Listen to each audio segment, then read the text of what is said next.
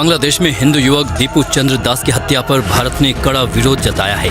दीपू दास को बांग्लादेश के मेमनसिंह जिले में भीड़ ने मार डाला था। जो वीडियो सामने आया है उससे ये पता चल रहा है कि मारे जाने से पहले दीपू स्थानीय पुलिस के पास था।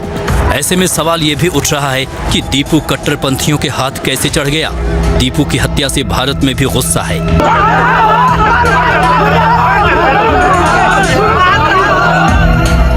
अलीगढ़ में विश्व हिंदू परिषद ने बांग्लादेश में हिंदुओं पर अत्याचार के विरोध में प्रदर्शन किया।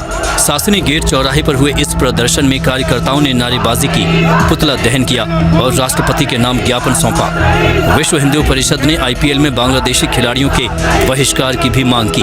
कार्यकर्ताओं का कहना था कि वहां लूटपाट हो रही है, महिलाओं के साथ अपराध हो रहे हैं।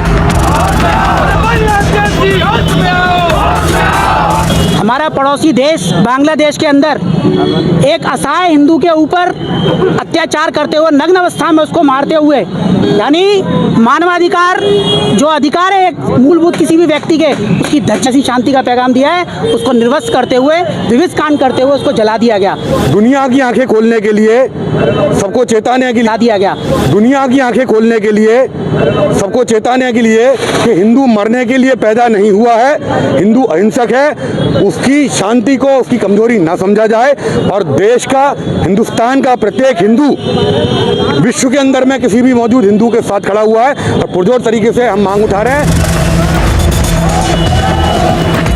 कानपुर में भी बांग्लादेश की घटनाओं के विरोध में प्रदर्शन किया गया। हिंदू समुदाय पर हो रहे अत्याचार, हिंसा, मंदिरों पर हमलों और मानवाधिकार हनन के विरोध में बांग्लादेश सरकार का पुतला दहन किया। ये प्रदर्शन कानपुर के किदवई नगर इलाके में हुआ। लोगों ने DCP साउथ के माध्यम से प्रधानमंत्री के नाम ज्ञापन सौंपा।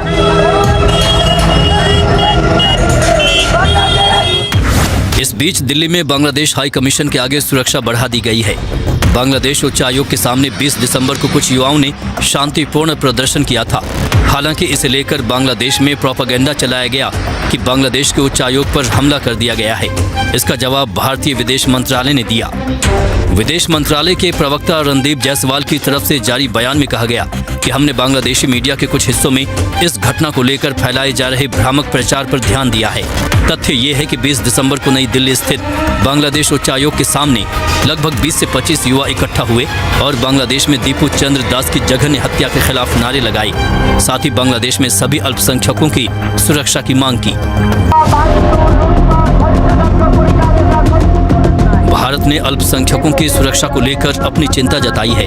भारत ने बांग्लादेश की विकसित हो रही जटिल स्थिति पर कड़ी नजर रखने की बात दोहराई है। इसी बीच बांग्लादेश की पूर्व प्रधानमंत्री शेख हसीना ने हिंसा को देखते हुए मोहम्मद यूनुस के नेतृत्व वाली अंतरिम सरकार की आलोचना की है। हसीना ने कहा है कि हिंसा पड़ोसी देशों के साथ संबंधों को अस्थिर करती है। उन्होंने ये भी कहा कि यूनुस ने चरमपंथियों को कैबिनेट पदों पर रखा है, दोषी आतंकवादियों को जेल से रिहा किया है और अंतर्राष्ट्रीय आतंकवादी संगठनों से जुड़े समूहों को सार्वजनिक जीवन में भूमिका निभाने की अनुमति दी है। यूनुस एक राजनेता नहीं है, वो हमारी संस्थाओं को भीतर से व्यवस्थित रूप से कट्टरपंथी बना रहे हैं। बांग्लादेशी राजनीति का धर्मनिरपेक्ष चरित्र हमारी सबसे बड़ी ताकतों में से एक था और हम इसे कुछ मूर्ख चरमपंथियों की इच्छा के कारण बलिदान नहीं होने दे सकते। बांग्लादेश में जो हो रहा है उसका विरोध नेपाल में भी हो रहा है। ये नेपाल का जलेश्वर इलाका है जो कि बिहार के सीतामढ़ी से लगा हुआ है। यहाँ हिंदुओं ने जमकर प्रदर्शन किया, नारेबाजी भी की, दीपू चंद्र दास को श्रद्धांजलि भी दी।